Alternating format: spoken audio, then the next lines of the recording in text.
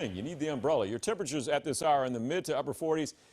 I'm not going to focus on the temperatures because I'm going to tell you that all day today we're going to feel like the mid to the upper 40s regardless of the actual high. So it's going to be a little cool and it's going to be wet. If you look at the radar, where you see the green here from Oyster Bay over Yonkers and Patterson through the Bronx, through Staten Island, that is moderate rainfall. You judge the rain by the colors. The darker shades of green, moderate. If you get yellow, you got a heavy downpour just to the south of Staten Island. So you could get soaked within about a minute if you have yellow on top of you. You don't on Long Island, but this is bad for the roads from West Babylon to East Brentwood to Smithfield to Copake, Levittown to Amityville. Long Island, you're wet and everybody else is wet. Watch the rotation here.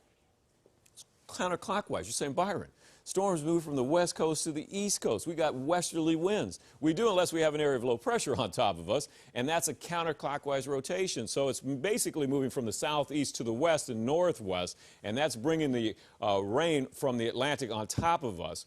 Atlantic City, that's it. That's it. The radar is showing that it should start to dry out once we take Atlantic City and bring it up here. So you know if you've been down to Atlantic City, it takes you about, what, 2 hours to get up here? Well, it should be at least another 2 hours of rain, and then we're going to start to quiet down. The bigger perspective, I want to show you where the low is, and this is really fascinating. If you look at the wind arrows, right? See the arrows? See what they're doing? There's the low. There's the counterclockwise rotation of the low. So we got a little ways for it to go before it gets through here. And then once it's out of here, we got storm number 2, but I'm getting ahead of myself.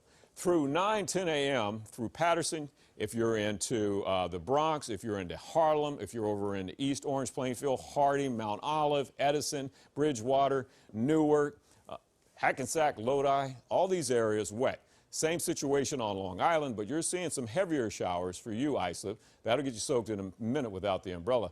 By 12 o'clock, most areas are dry. Long Island, you might be wet until about 1 or 2, but I keep the umbrella all day. As long as that low is close to us, it's a lifting mechanism. They can create enough lift in the atmosphere to give us an isolated shower. That's why I'm saying keep the umbrella through tomorrow.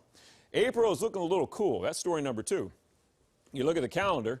Well, we haven't had that many days, but so far we've been above only 2 times and below 3 times. So we're running below average right now for Central Park for Manhattan, about 2 degrees. If you live in the Bronx, Brooklyn, Staten Island, or Queens, I use LaGuardia for you, and I think most of us do live in these areas. So we're running 2 degrees below average.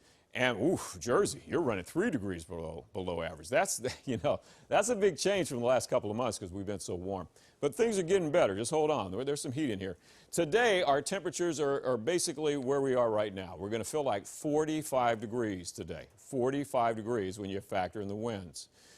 And then on Friday, you see the jet stream trying to go north. You know we're trying to tap into that warmth in the Gulf of Mexico. See? We could see 62 to 65 degrees on Friday. That's the best day of the week, and then it gets better next week. 52 today? No. It's going to feel like 45. Tomorrow, the same situation. Wet in the afternoon. Commute will be a mess, and there could be severe weather late in the afternoon. We'll have to watch that. Friday is looking better as we dry out, and then Saturday and Sunday, not bad